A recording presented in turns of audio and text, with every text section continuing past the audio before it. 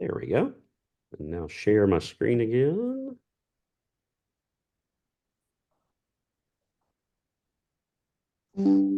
There we go. All right. So as we said when we began just a few minutes ago, um, if you got questions, just ask as we get to them, and we'll get started here. So to cover again essential duties, paragraph 345 of the Book of Doctrines and Discipline is where you're going to want to go. That entire paragraph covers all of Staff Parish. If you remember from our former denomination, you kind of had to hunt all over the Book of Discipline. You know, this paragraph had a little bit, that paragraph had a little bit. That is not true for us. Everything is right there in paragraph 345. And that'll help you to kind of know all the different things that you will do. Now it's, oh goodness, now it's doing it again. I don't know why.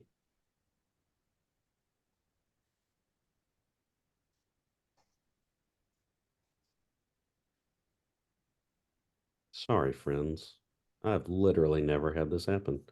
I do Zoom stuff all day long, and I share my screen multiple times. We need my grandson. No, I don't think it's that.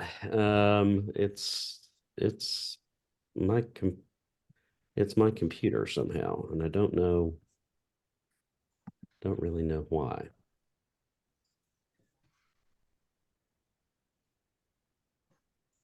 One more time here. Come on.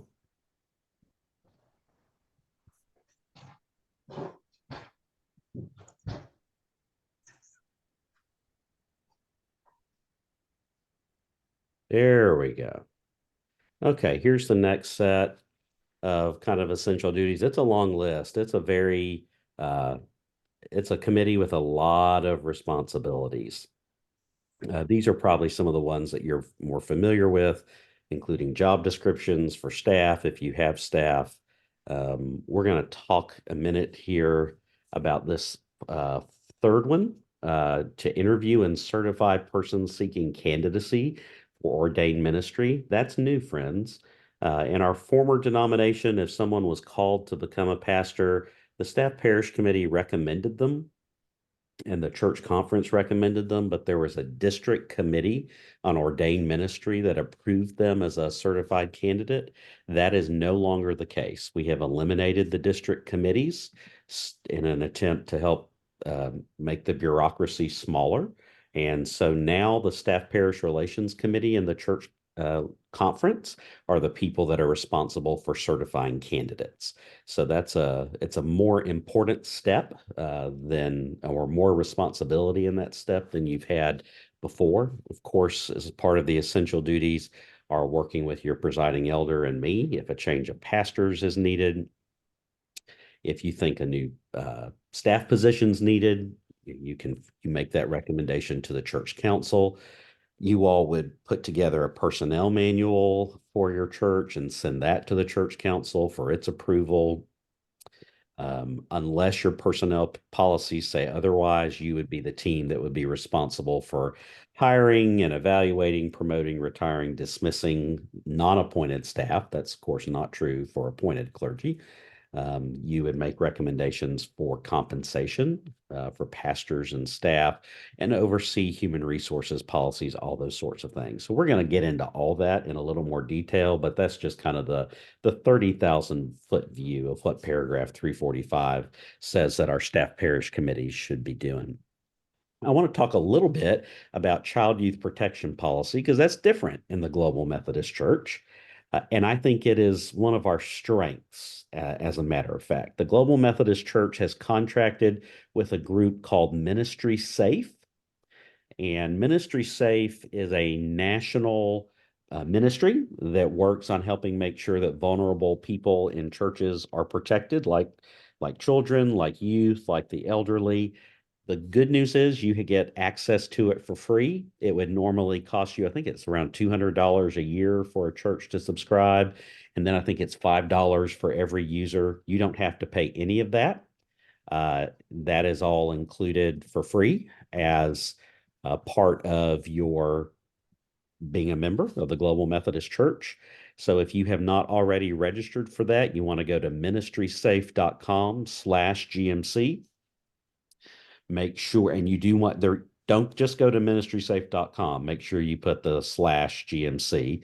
You're going to want to use where it prompts you for the discount code GMC 2023. And that will make sure you have your free account.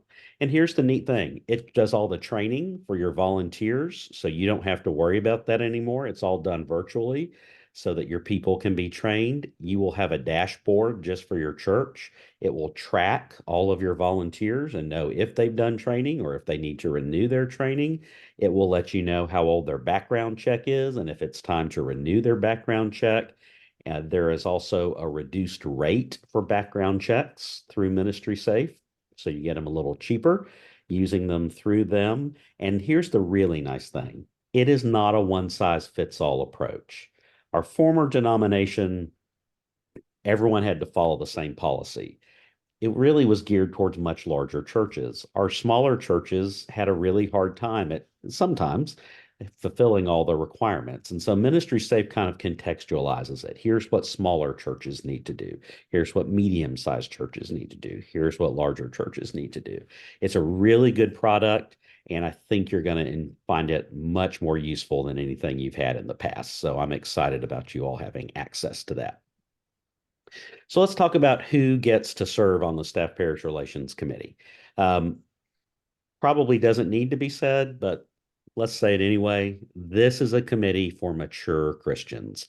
When I was in the local church as the pastor of a local church, if I had a choice between two people, one was a senior vice president of human resources for a large company, but had only been a Christian for a month, versus someone who had no human resources experience, but was a deeply devoted follower of Jesus. I'll choose the person who had no HR experience and was a deeply devoted follower of Jesus every time. It's great to have HR experience on a staff parish committee, but this is a committee because it tends to deal with personnel issues. It can deal with personality issues. It deals with very human issues that affect the livelihoods of people. You want mature Christians serving on this committee. This is not a place to stick someone who is brand new to the faith or brand new to church life just to try to get them introduced to the church. That's a recipe for disaster. No staff member may serve on the staff parish relations committee. So if you are, you can't have the worship director or the youth director or they are not allowed to serve, nor is a member of their family. And that includes, by the way, the family of the pastor. So the pastor's spouse or the pastor's child or grandchild or brother or sister, they cannot serve. Only one person from a household can serve. So if you have a husband and a wife living under the same roof, they both cannot be on the team. Or if you have a parent and a child or whomever living under the same roof, they both cannot serve. You should divide them into 3 classes that rotate off. So every year a third is rotating off, and every year a new third is rotating on. And the Book of Doctrines and Discipline allows people to succeed themselves for 1 3-year term. So the maximum that you could serve consecutively would be 6 years. After that 6 years, after 2 3-year terms, you would need to take a break. And here's my opinion: after 2 full, I call them tours of duty for staff parish, after 2 full tours of duty on staff parish, most people are really ready for a break by that time, unless you just happen to have absolutely no drama for 6 years. And you and I both know that's not going to happen because we're humans and we all have fallen short of the glory of God. I'm a big believer in covenants. And I think particularly the Staff Parish Relations Committee should have a covenant. I think you function best when you have not a lot, doesn't need to be 10 or 15 rules, but maybe 5, 6, 4, 5, 6 rules that your team says that you will abide by. This is how we're going to do life together as a staff parish relations committee. One of those parts of the covenant should absolutely deal with confidentiality. Something should talk about how you'll deal with conflict. There should be a part that talks about how you will support the pastor. I would encourage you to have a piece on there about how you will communicate with the church. Those are all the kind of minimal things you should have in your covenant.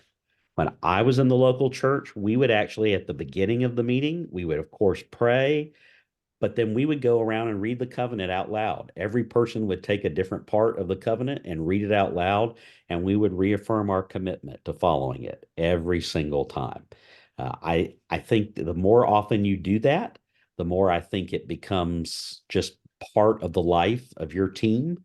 And I think you'll find that people begin to hold themselves accountable much better. So I deeply encourage you to do that. If you need an example of one, email me. I'm more than happy to share with you the example of the last church that I served. It was short. I think it had 4 or 5 pieces, but it dealt with all those sorts of things. Here are just some good principles for staff parishes. And those essential duties that talked about, one of your jobs is to encourage and appreciate. Friends, pastors need encouragement. Uh, I know it's a little bit. I am a pastor, so I'm kind of talking about myself too. But I don't serve in the local church anymore. I'm in the supervisory ministry role now. Pastors need encouragement. It is a strange role serving as a pastor. It is an extremely lonely role. And a lot of people don't quite understand that. It's one of those things that you have to kind of be one to fully understand. It's not lonely in the sense that you aren't with and around people, but the best I can equate it to is sometimes you feel like you're the school principal when you walk in the room. Whenever the principal walked in the room, the kind of feeling of the room just changed because the principal entered. Same thing with the pastor. And it's hard. It's a lonely job. And so staff parish is really the place that can offer some encouragement to your pastor. Please make sure that you find some way to appreciate your pastor, certainly in October, which is Pastor Appreciation Month. But friends, find a way to do it all year long. And if you have multiple staff, don't forget the staff in October. We never did Pastor Appreciation Month at my church. It was Staff Appreciation Month at my church. We always tried to include them. I would ask you in your covenant that we just talked about, covenant to pray regularly for your pastor and staff. Um, this is the group that wants to stop the gossip. I find that is such a prevailing issue at a lot of churches. Um, the grapevine is alive and well, and staff parishes can help stop all that. When people at church walk up to you and say, "Well, I heard Pastor so and so did this," or "I heard that," you can just stop it right there and say, "Oh, I'm sorry. That's not something that we can discuss. That's a staff parish matter, and that's confidential." You can also help change the kind of the personality of a church. If your personality is one that tends towards criticism, not all do, but some churches are. If your church is one that leans towards criticism, this is the team that can kind of help change that too, by being a very positive force to lift up your pastor and your staff and try to make it not be one that is kind of a critical sort of demeanor at your church. Um, expectations. I am quoting, not me, I didn't make it up. There's an author by the name of Brene Brown. Brene Brown says, clarity is kindness. And I am a big believer in that. Clarity is kindness. Unclear is unkind. Clear is kind. Unclear is unkind. And so you want to set very clear expectations. That means every staff member should have a job description. Your appointed pastor does not need one. They have a job description in the Book of Doctrines and Discipline. But associate pastors and hired staff should have a job description. If it's been 15 years since you last looked at those, which happens in churches, time to pull those out and get them revised because you want to be very clear. Clarity is kindness. You want to think about the spiritual gifts, not only of the person, and that's important. But you also want to think about the spiritual gifts that you need in the role. If your children's director needs high administrative gifts and the person you've hired to be a children's director does not have administrative gifts, May not mean necessarily they're the wrong person for the role, but it does mean then you probably need some volunteers around that person who can help that person with administration. If fill in the blank, whatever role it is. That's true of pastors, by the way. uh, if I've ever been your district superintendent in our former denomination, or even in our current one, if I've worked with your staff parish for a new pastor, I will usually say to you something like, every church, when they describe to me what they want in a pastor, describes Jesus to me. Um, I don't have Jesus to give to you. The good news is he's already at your church. That's the great news. But no pastor is going to be Jesus. We all have feet made of clay. We all have weaknesses. And so we need to remember those spiritual gifts and surround the people that we have on our teams with the areas where they need help. The expectations is not only true for being clear with your staff, it's true with being clear with the congregation. If the congregation's expectation is the pastor will be second only to Jesus, that is too high. No one is ever going to meet that bar. So you need to be able to help the congregation have reasonable expectations too. No one is going to preach an A+ sermon 52 Sundays a year. No one. No one's going to do that. Um, the Pharisees complained when Jesus preached. No one is going to do that. You have to have reasonable expectations. And the best way you can do is to communicate, over communicate. And once you've over communicated, then communicate again. Do it so much that the people in the pews are sick of hearing about it. When they are sick of hearing about it, you have finally reached the right amount of communication. I'm not kidding. And every staff member will tell you when someone asks them, say, I didn't know some event was happening in our church. And they're thinking to themselves, well, we only announced it 3 times, 3 weeks in worship. It was on the website. We had it in the bulletin. It was in the e-blast, and we sent home a reminder through the mail. I communicate, communicate, communicate. Staff parishes need to avoid triangulation. This is a biggie on staff parishes. I find staff parishes get this wrong a lot. And the good news is that Jesus gave us a model on how to do this. It comes from the Gospel of Matthew, chapter 18, verses 15 through 17. By the way, it's not just good for staff parishes. This is good for you in life. This is good for your family life. This is good with your friends. This is good at your workplaces with your coworkers. It's a real simple model. Jesus says if you have a problem with someone, there's only one person you can go to, them. You can't go to anyone else. If I have a problem with Pastor Naco, I don't know that I've ever had a problem with Pastor Naco, but if I had a problem with Pastor Naco, Jesus says there's only one person I could talk to about it. That's Pastor Naco. I don't get to go talk to Julie, our administrative assistant, about it. I don't get to go talk to someone else at church about it. Jesus says I have to go to her. Then Jesus says, if that doesn't work, I take someone with me. And then if that doesn't work, you take it and you submit it to the group. So let's kind of reframe that in a church sense. Um, if someone has a problem with the pastor, and they say, hey, staff parish member, the pastor isn't doing XYZ, before you do anything else, your first response should be, have you talked to the pastor about it? And if they haven't, then your next response is, I'm so sorry. I can't talk to you about that until you've gone to the pastor to talk to them. Or if it's the youth director or the worship director or whomever, the nursery worker. The nursery worker did this, this, and this about my child. Have you talked to the nursery worker about it? Jesus says, if that doesn't work, you bring a friend. So let's say it's about the youth director. Oh, I want to talk to you about Susie, the youth director. She has not been communicating well. Have you talked to Susie about it?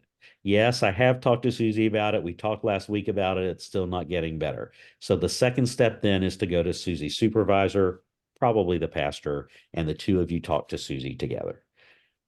If Susie's still not getting it, then it goes to the larger group. In our context, the larger group is the Staff Parish Relations Committee. That's when the Staff Parish Relations Committee steps in at that time.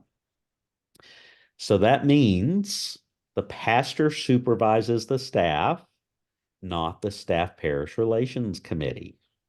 That means the staff reports to the pastor and not the Staff Parish Relations Committee. I want you to think about that for a moment because some of you just heard me say that and you went, you're probably shocked and you may be angry at me. Wait a second, that's not true. We supervise the staff. Folks, that is a recipe for disaster. If I am the church secretary and I have a staff parish relations committee and they're all my bosses plus the pastor, I may have 10 or 11 different bosses. God bless anyone having to work with that. That's awful. You should have one person to whom you report. The staff reports to the pastor. The pastor then shares with the staff parish relations committee. The staff parish relations committee should not be communicating directly with staff without the knowledge and permission of the pastor. That's triangulating. If you think the youth director is not doing something right, don't go talk to the youth director without the pastor knowing about it. I know some churches follow this following model and that they'll say like, so we're going to make sure every member of staff parish relates to a different staff member. Bob, you're on staff parish and you relate to youth. Susie, you're on staff parish and you relate to worship. Karen, you're on staff parish and you relate to the office staff. Joe, you're on staff parish and you relate to the children's ministry. I personally think that is a recipe for disaster. I think that creates and encourages triangulation, and I would not do it. I know several of our larger churches that actually do that. I think it's a bad idea. You're free to do it however you want to do it. Just because I say it's a bad idea doesn't mean you have to stop doing it. But I think you're probably creating an environment that is going to be a place for triangulation to bloom instead of being cut down. And I don't think it's the way Jesus would do it. So I'm going to encourage you to handle things that way in your staff parish relations committee. Let's talk a little bit about the year. Here's how I would suggest you plan your year. The Book of Doctrines and Disciplines says that staff parishes are supposed to meet at least quarterly. You can meet more often than that. Some meet monthly, but you only have to meet quarterly. Here's what I would suggest. In the winter 3 months, that's the kind of January, February, March time period. That's the time period to train new team members. That's the time to look at your covenant, either start a new one or kind of redo the old one. That, excuse me, that's a great time to look at job descriptions and make sure that job descriptions are clear and they are realistic. And if you're going to have a pastoral transition, this is not true in 2024, but hopefully starting next year, it'll be that winter 3 months that you will meet with your presiding elder if you're going to have a pastoral transition. We'll talk more about that in a little bit. In the spring, kind of April, May, June, I would say that's a great time to do your pastoral assessments. That's kind of evaluate your pastor. We've been asked about that recently. We are going to come up with a form, but remember, we're doing things really differently in the Global Methodist Church. So if you have your own evaluation tool that you want to use, that's fine. We'll let you use whatever tool you want to use. We'll come up with one that you're welcome to use, but if you have one you like better, you're also welcome to do that. But pastoral assessment's a good time to do that. It's a good time to make sure your ministry's safe, is all up to date. All your volunteers are trained properly. They're all background checked properly. It's a great time to thank your volunteers. I know when I was in the local church, Pastor Nako and I were together. We always held, usually around this time of year, we'd have a lunch and we would have all of our children and youth volunteers come and we would treat them like royalty. We would fix them a really good lunch to eat. We would have some small gifts for them. We would just appreciate them and let them know how much we were just so thankful for all that they sacrificed throughout the year. And we did some training with them while we were there. It's a great time to do that. Make sure your employee conduct policies, your sexual harassment policies, all those sorts of things are ready and good for the year. Those are the sorts of things that you don't think about until you need them. And then when you need them because there's an emergency, if you haven't done anything with them for 5 or 6 years, it can get you into trouble very quickly. So the spring is a great time annually to take a look at those. In the summer, good time to look at that personnel manual for changes. If you have never done a personnel manual, we can help you with that. I have kind of a model of one that I use, but goodness, that's probably 10 years old now. So, but we'll try to help you with that. Staff evaluations, I think, should be done by the pastor during the summertime. It's not staff parish, because remember, the pastor supervises the staff, not staff parish. The pastor should evaluate the staff or whoever they report to. If it's a large church and you have a multiple kind of level reporting strategy, then whoever the direct report is should conduct the evaluation. I think the summer's a really good time to do that because it helps you get prepared for the budget season that's in the fall. So when you get to the fall, because you've already done the evaluations, you're ready to say, hey, we think the music person deserves a 5% raise this year because they've just been doing an outstanding job and they met all the expectations that we had for them. They exceeded those expectations. Or, the youth director is just not really doing real great. And I don't think we need to give a raise to that person this year. So you're ready for the fall to work on the financial sorts of things to make recommendations to the finance team and the church council on staff compensation. And while we're there, the pastor's compensation is public. You're going to vote on that at your church conference. I used to say when I was in the local church, it was the most awkward 5 minutes of the year for me because your salary and compensation package is read out in front of everyone and everyone votes on it. None of you at your workplaces have to deal with that. Clergy have to deal with that every year. Pastor's compensation is public. The staff's compensation should not be. You all should know about it at the staff parish level. The finance team, the church council can all know about it. I mean, there should be people that know about it. If you present a budget, though, to your church, I would collapse the non-appointed staff into one line item and not divide that out for everyone. I have seen really bad situations in local churches where everyone knew what the church secretary made and it was whispered about and gossiped about and it caused all sorts of problems. So pastor's compensation is public, staff should not. So let's talk about it, confidentiality for a little bit. Confidentiality, friends, is not about the fact that you get to know some special information that no one else gets to know. That is not what confidentiality is about. Confidentiality is about the right people having the right information at the right time. When the wrong people have information at the wrong time, people get hurt. Harm is done. And usually the person that gets harmed is the pastor or the staff person. That's usually the person that gets harmed. So confidentiality is a must. And the local churches that I led, our covenant on confidentiality read something like this. We will keep all matters about staff parish relations confidential. If we do not, we are self-selecting to leave the team. Period. That short. In my opinion, if someone can't keep something confidential, then they are choosing to exit the team. That includes, by the way, not telling your spouse. And I know some of you aren't going to like that. And you're going to say, well, I tell my husband or my wife everything. Not about this, you don't. And here's why. And yes, I'm going to scare the pants off you on purpose. Staff Parish Relations Committee members are officers of the church. You are elected officers of the church, and you have a fiduciary responsibility as defined by the Florida statutes. That means you are covered under the church's directors and officers policy. If you have to fire someone and they sue the church for wrongful termination, you are covered under the church's directors and officers policy, and you will be represented. Your legal team will be provided for you. If there are any damages, the insurance policy will pay. Guess who is not covered by the directors and officers policy? Your spouse. If you go home and tell your wife or your husband about something that went on, and then they get deposed in a deposition or any of those things, or they repeat it to someone and they shouldn't, you just made them liable and they have no insurance policy to cover them. And they're going to be on the hook for all of it. Confidentiality remains with the team.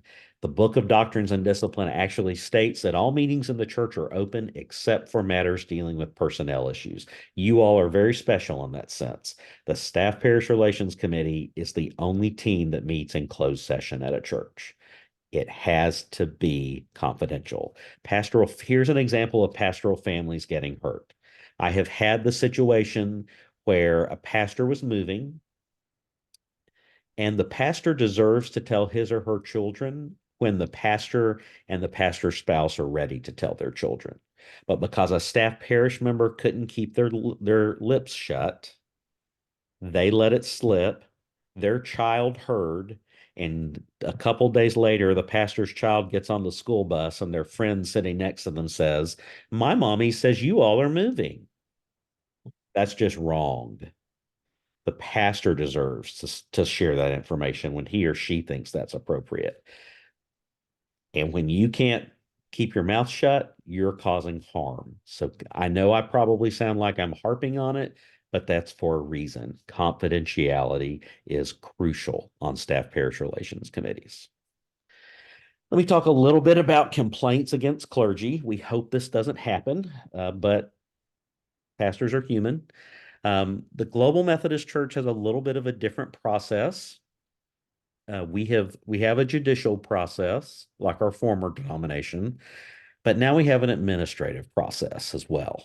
So the judicial process is for serious, very serious issues. These are things like embezzlement, sexual harassment, sexual misconduct, an affair, um, disseminating doctrine that is contrary to the Book of Doctrines and Discipline, um, pornography, those sorts of things.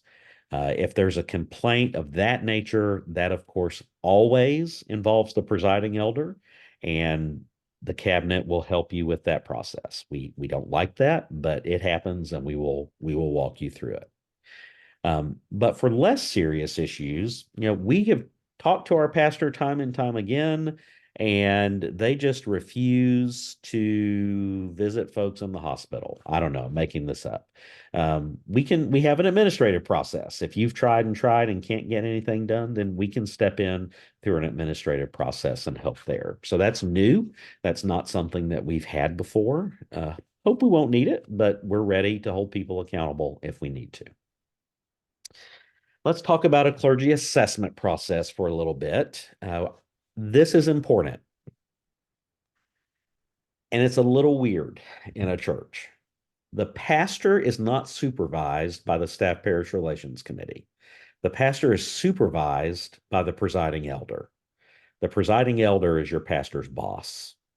Remember, we said it's just hard for a pastor to have 9 bosses if they have a staff parish relations committee. That it's bad for your staff, but it's bad for your pastor.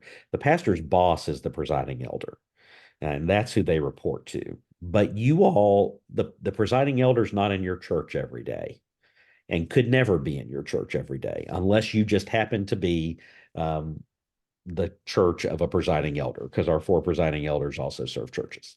Um, and so we depend upon the Staff Parish Relations Committee to assist the presiding elder and the cabinet with that process.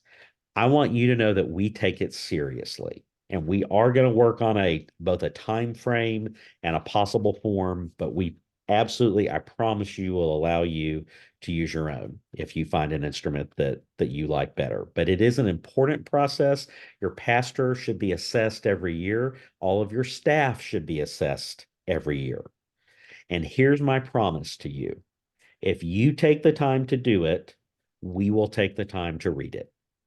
I promise it will not be one of those things that you hit submit and it goes off into some electronic file cabinet, never to be seen again. We will read every single one, and if there are issues in it, we will address them. And so I promise you it will be something that is not just a check the box sort of thing. We did it. It will be something that we take seriously. And so we ask that you take it seriously. Let's talk a little bit about clergy compensation.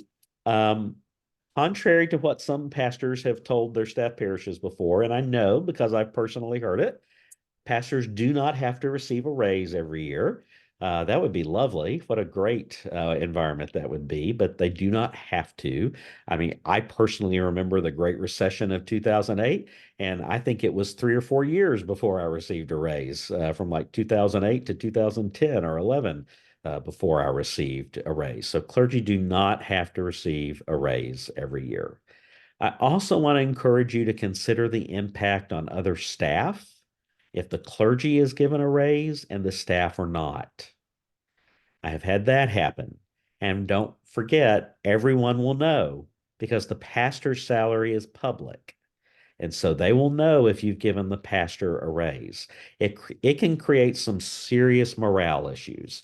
I served a church, and that church wanted to give me a raise, and they weren't going to give the rest of the staff a raise. And I actually asked them, please don't do that. Uh, if I don't want a raise if no one else is getting one. I just think it creates a really bad situation on staff. Clergy for tax purposes, for compensation, this gets very strange. We are a weird kind of animal in the tax system. The IRS, the Internal Revenue Service, has always considered ordained clergy employees and taxes us like we are employees. The Social Security Administration has always considered ordained clergy as self-employed and not as employees. And the IRS and the Social Security Administration have never agreed on that. And I don't think it's going to change anytime soon, absent Congress forcing them to do so. And Congress, this is not anywhere near on their radar screen. So, what does that mean? That means ordained clergy have income tax withheld from their pay. They do not have Social Security and Medicare taxes withheld. They have income tax withheld because the IRS considers them employees. They do not have Social Security and Medicare withheld because the Social Security Administration considers them self-employed. So pastors are supposed to pay all of their Social Security and Medicare. They're all on their own. That's not true for any of your other church staff. If you have a choir director and a youth director and a church secretary, you'll pay half of their Social Security and Medicare. Not true for your pastor. You won't pay any of it. I know some of you are probably thinking, oh, but we do at our church. If you do, when you pay your pastor's share of their Social Security and Medicare, that becomes taxable income to them. And so it should be reported as income on the W-2 if you do that. So just be aware. These are not Jay's rules. These are, unfortunately, the rules of our wonderful federal government. And should the IRS come knocking on your pastor's door, I don't want them to get in trouble should they ever get audited. Now, everything I just said is true for ordained clergy. To make it even more confusing, it is not true for supply pastors or supply clergy. What the heck is a supply pastor? A supply pastor is a pastor who's been appointed to your church by the cabinet, but they are not ordained yet. They're a certified candidate and they are a lay supply pastor. If you have one, you'll know it. If you don't know what that is, it probably means your clergy is, or the vast majority of our pastors are ordained. But we do have some that are supply pastors. Supply pastors, because they're not ordained, they are considered employees, both for income and Social Security purposes. So income taxes are withheld, and half of their Social Security and Medicare is withheld, 7.65%. Here's the difference. For supply pastors, housing is not exempt from federal income tax. So for your ordained clergy, their housing allowance or the fair rental value of their parsonage does not count as income. For lay supply, it does. That probably just generated about 30 questions. If they did, happy to deal with them. Reimbursement accounts are not compensation. If you have a pastor that says, hey, you all were going to give me a $5,000 raise this year. Instead of doing that, put that $5,000 in my reimbursement account, and then that way I can get it and it won't count against my taxes. Don't do that, friends. That is not what the IRS designed that for. Reimbursement accounts are for, I bought a book and I'm going to get reimbursed for it. I took a church member to lunch and I paid for their lunch. I went to a seminar and I had to stay in a hotel overnight, or I had a meal out, or that's what it's for. I got mileage reimbursement to go to the hospitals or what have you. They're not designed as compensation. If your pastor serves half time or more, they receive retirement, GMC retirement benefits. Retirement for our half-time pastors or more is at least 5% of their compensation. It could be as much as 10% of their compensation. That's a savings, by the way, from our previous denomination. Um, it's automatically 5%, and then the church matches dollar for dollar up to an additional 5%, depending on what the pastor puts in. So I always tell churches to budget for 10, but it could be as small as 5, depending upon what your pastor puts in. Pastors who are full time are eligible for Global Methodist Church health insurance. So that kicks in at full time. You have no choice. I know it's expensive, and I am so sorry. Our health insurance system in the United States is just crazy. I believe full time coverage for a family is at 29,000 this year or 30,000. It's right around there. It's a crazy number. There are 4 possible exemptions for your full-time pastor not being covered by GMC health insurance. If their spouse is employed and the pastor is covered under the spouse's employer's plan, then you do not have to provide them health insurance. If your pastor is bivocational and their other employer provides them health insurance, you do not have to provide them health insurance. If your pastor receives TRICARE or VA benefits because they are in the military, you do not have to provide them health insurance. If your pastor is old enough to be on Medicare, you do not have to provide your pastor with health insurance. Full-time clergy are entitled to receive up to 1 week for continuing education during the year. We do expect them as ordained clergy. They are responsible for helping lead things in the districts and the conferences. We don't have lots of those, but we have a few. So if your pastor is on some sort of district or conference committee, it's not a vacation when they are off. I promise you, it's not a vacation when they're off doing those things. So please don't, give them any trouble about that. Clergy vacation policies are set by the cabinet, not by churches. And full-time clergy receive 4 weeks of vacation a year. That does not mean 28 Sundays. My rule has always been 1 week equals 1 Sunday. So if you get 4 weeks, that means clergy get 4 Sundays. I don't think any of our pastors will abuse that. I encourage you to be supportive and encourage them to take all their vacation time. If someone is abusing it, let the presiding elder know, and the presiding elder will deal with it. I promise you, we will hold people accountable. Let me talk a little bit about the appointive process, because it is it's not, I won't say that. There are some similarities to the old system. There's some significant nuances to our new system. We are committed to having a very transparent process and to letting pulling the curtain back and letting churches know about what is going on. First thing you need to know, clergy are appointed indefinitely in the new Global Methodist Church. No more 1-year appointments. So you don't have to play the game every spring of will he come back or will she not come back.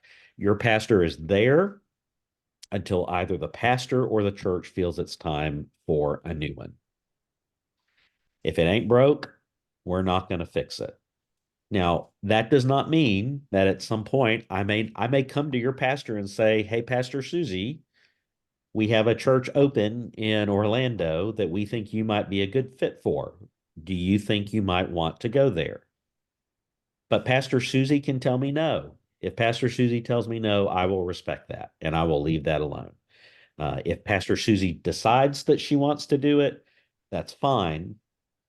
What you will find with me is I will make Pastor Susie own it. Pastor Susie will have to be fully transparent with you and let you know that she had the option and that she chose to do it. And she has to be transparent with the full church and tell the full church that she had the option and she decided to do it. But if the pastor says, no, I don't think God's calling me to move right now, we will respect that and we will leave that person alone. So that means there's no more annual process. You're not going to get a letter from us every year saying it's time to vote on whether your pastor will stay or get none of that. Um, we are still making appointments for churches that are coming in. It is the never ending appointment season. It has literally been going on for 12 months. Pastor Nako and I started making appointments this time last year. We are still making appointments. I think we still have about 14 that are open from retirements and people that just didn't come in with their church and all those sorts of things. My guess is it will take us probably another 6 months to finish making all of those appointments. We will have a regularized appointment calendar for 2025, but that is not true for this year. So let's say you need a move this year. Let's say your pastor decides to retire. Let's say, God forbid, your pastor gets sick and they can't continue. Whatever it is, you'll just call or email your presiding elder, let them know, or the pastor will, and we'll deal with it as it comes around. Next year, we'll have a regularized process, and it will be in the winter time, the January, February, March time period. But for right now, we're just kind of dealing with them as we go along because it's just that transitional period that we're in, and we just don't really have a choice but to do it that way. Um, when there's a pastoral change, I want to try to start correcting some of this. What we are finding is some churches have a misunderstanding. They think if there's going to be a pastoral change, we're going to present them with 3, 4, 5 different pastors that they get to interview, and then they get to pick the one they want. That is not the way it works. And since I'm the one who went around to almost all the churches and shared how it went to begin with, I know I never said that. I'm not quite sure where that has ever come from, but that is not the way it works. We will project one pastor at a time. And so we'll find out from you what your needs are. We'll go and try to find someone that meets those needs. We will project you together, and then you all will have a period of time, 2, 3 weeks, to get to know each other as well as possible. If at the end of that 2 to 3 weeks, the church and the pastor think it's a good fit, we'll tie a bow on it and it's done. If the pastor or the church both get the same right to say there are missional reasons, and it has to be missional. What is a missional reason? A missional reason would be our church really has as a strategic priority to start a small groups ministry, and the person you've projected to us has never had any experience starting small groups. That's a missional reason. What is not a missional reason? It is not a missional reason to say, the person you've projected to us has ovaries. Not, being a woman is not being black or brown is not a missional reason. It has to be a serious missional reason. We do not make appointments based on male, female, or white, African American, Latino, whatever. Those are not acceptable reasons. So if it's not a good fit after the 2 to 3 weeks, you tell us, you list the missional reasons. We'll go back to the drawing board again and we'll project a new pastor. We've actually had that happen maybe 2 times, so not many. We've probably made 30 appointments, so that's a pretty good track record. But if we're not perfect, and sometimes we project someone that's not a good fit. And we've had one where the pastor thought it wasn't a good fit. We've had one where the church didn't. They gave legitimate missional reasons, and we sent someone else. So you have way more input than you've ever had before. I will tell you this: I probably am not going to give you 3 or 4 bites at the apple. If they're 3 times and you keep telling me why they're missional reasons, at some point I'm going to say, you're getting Bob. That's your new pastor. That's it. Because it kind of feels like you're trying to manipulate the system. I'm not worried about that. None of you would try to do that anyway. But that's just how the process works there. Finally, some forms and policies. So if you go to floridagmc.org, click on the menu and then click policies and forms. You'll see things like the vacation policy that the cabinet has set, moving expenses for when you have a new pastor. How do those work? Those are on there. Compensation form for the pastor is on there. Continuing education policy, all those sorts of things. We have a couple more we still need to do.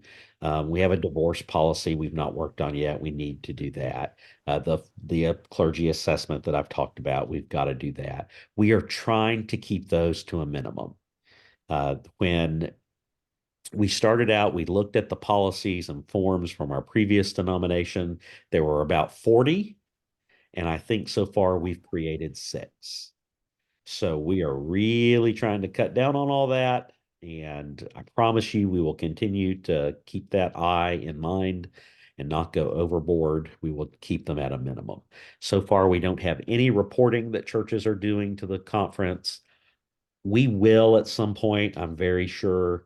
It may be not till next year until we start to figure out what that looks like, because appointment making is kind of just dominating the cabinet's time right now. I think that is it. It is. So, questions that you all have that you want to ask? I have a question. This is Karen Stone from Grace Methodist Church in Homosassa. Hi, Karen. Hi. Sexual harassment policy. Does the Global Methodist Church have a one available that we can look at and adopt for our church? So we have a copy of the one that was used in our previous denomination. Here's what I would suggest. I would go to your insurance carrier. And because all of you have, I mean, a lot of you are using the same insurance carrier, but you have the right to use any insurance carrier that you want to, because your insurance is no longer through the conference. I would go there first and I would just say, hey, you all cover us if there, in case there is any sexual harassment. Do you have a model policy that you would like us to use? And the reason I think that is important is because they're going to be the ones that, if you have a problem, are going to cover you. And so it's better to have a policy that fits, a sexual harassment policy that fits with your insurance policy parameters, so that you don't have any coverage issues. And then another question is the child youth protection policy. I'm right smack dab in the middle of writing one for the church. And I have looked at the ministry safe. We have like one student in our Sunday school class right now. So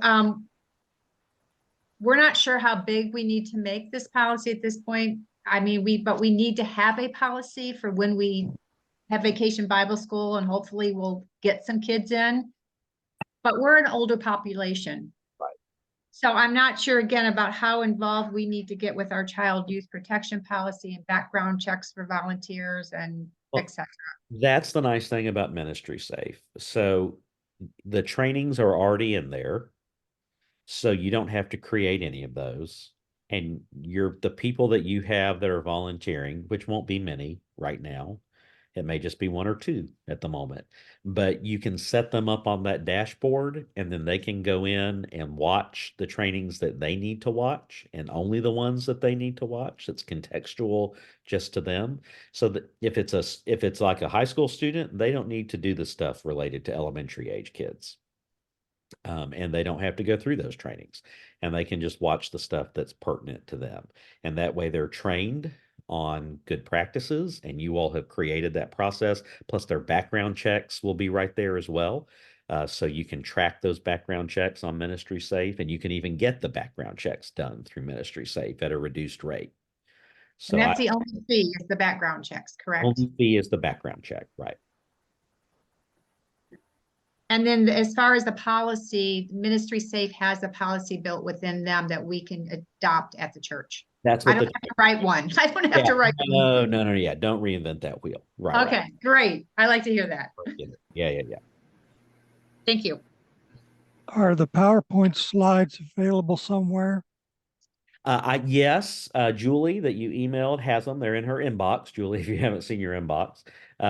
So if you'd like to just email her, I know she'd be happy to send them to you. Thank you. And this will be uploaded onto our YouTube page right after we finish tonight. So your whole committee can watch it anytime if you'd like to watch it on demand with your team. Melissa from Lake Mag. I have a question about, we have a one board. So we literally have 16 on there that are doing SPRC trustees, finance. Right. So when we do a covenants, is that something that we all agree with, all 16 of us do the covenants? And Possibly. So everyone that had, so thank you. I'm glad you asked that. So in the Global Methodist Church, the default leadership structure for a church is just one leadership team. That's the default.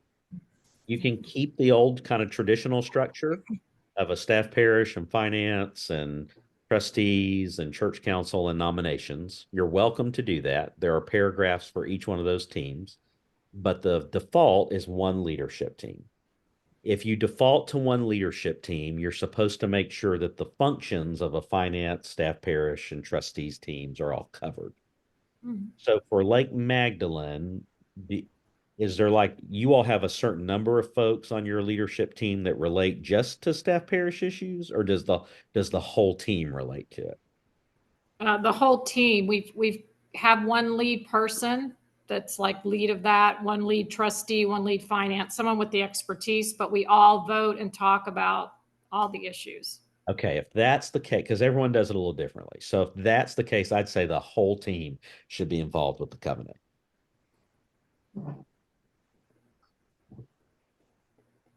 Thank you.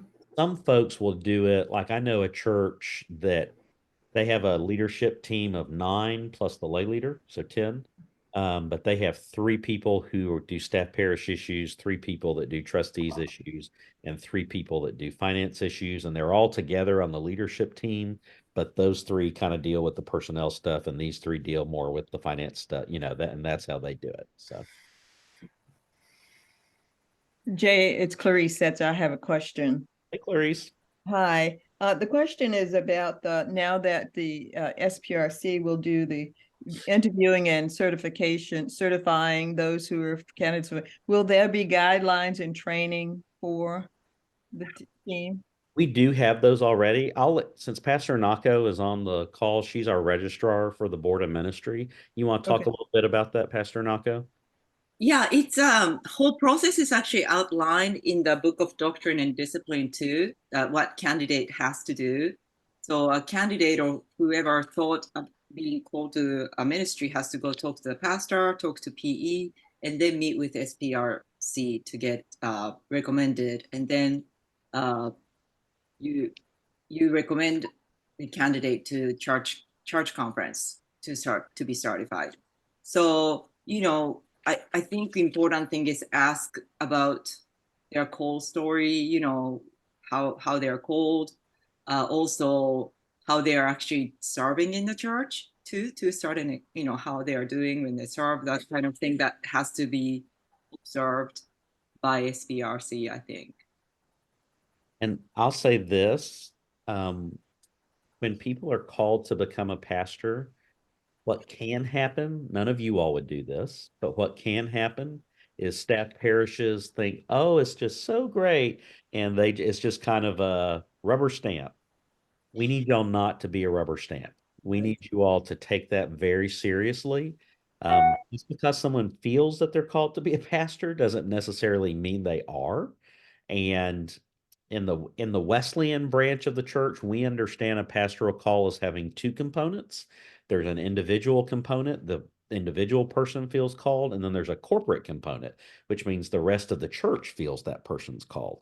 Just because I think I'm called doesn't necessarily mean the rest of the church thinks that I'm called. And we've had situations in the past where someone says, I'm called to be a pastor, and everyone else goes, oh, good heavens, that person has no business being a pastor. But the staff parish doesn't want to do the hard work of saying no, and they pass them. And that's kind of passing the buck. And it really does a disservice to that person because they get to the Board of Ministry, and the Board of Ministry then has to be the bad cop. And I just want to encourage you. It's a big deal to be a pastor, and I want to encourage your staff parish and or leadership teams to take that job very seriously when people feel called to become one. Yeah. And I think just, the Board of Ministry, when we make decision, there are 3 choices that we can make. One is to approve, one is to put the pastor or candidate on hold, or disapprove. So maybe you can use those 3 guidelines, either approve, put them on hold, or disapprove or say no. On hold means, why don't you serve for a little bit and see how you do, or whatever you can require to the candidate. You're welcome to require some additional work from the Mhm. candidates too, if you Yeah. feel they need it. Yes, Jay. Bob Hughes from Geneva Methodist Church.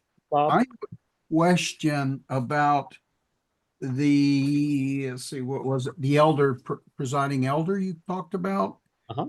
in the church. How are they selected? And it seems like they have a certain amount of work with the SPRC. So the presiding elder is somewhat similar to what you used to know as a district superintendent. Okay. And the historical term for that office is presiding elder. So we're Okay. going back to that term. So we have 4 presiding elders. I have appointed them. They're my cabinet. Okay. Geneva is in the Central North District. And so Patty Toohey is your presiding elder, Patti. Her last name is T as in Tom, Hue, Patty Toohey.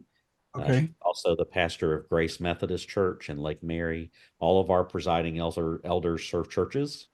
So we're trying that model out. Pray for them. They've got big jobs, and so she's there to help you if you need it. Okay, that's fine. And as far as Geneva, give me the area again, please. Central North District. Central North.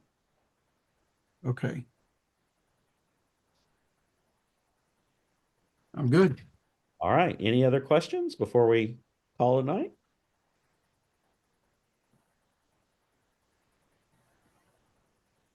All right. Well, friends, thank you for giving us your time. Like I said, as soon as this is over, my computer will convert the video and then I'll start uploading it to our conference YouTube page. You can go there anytime. So if you want to do this training with your whole committee, feel free. If you go to YouTube, just search Florida Conference of the GMC and you'll find it. We have actually quite a few videos that are there. Our finance committee training video is already there tomorrow night. And the day after that, we have trustees and church council. All of those will be there as well. So all those trainings will be there on demand. You can use them anytime. Our keynote talks from our last annual conference are there as well. If you want your team to watch one of those, you can go there for those too. All right, friends. Pastor Nako, would you mind praying us out? Sure, I'd be happy to. Let's pray. Gracious Father, we thank you for each person here who is serving you and who is just joyful in your house, in your church. And we thank you that you have guided so far and that you are always with us. Lord, I ask that you will empower each and every person here with your spirit as they serve as SPRC and leaders of the church, and that you will give them guidance and encouragement, and so that in turn, the staff and pastor will be encouraged by them, and all of us will be together your encourager to the world. We thank you and we praise your name. In Jesus' name we pray. Amen. Amen.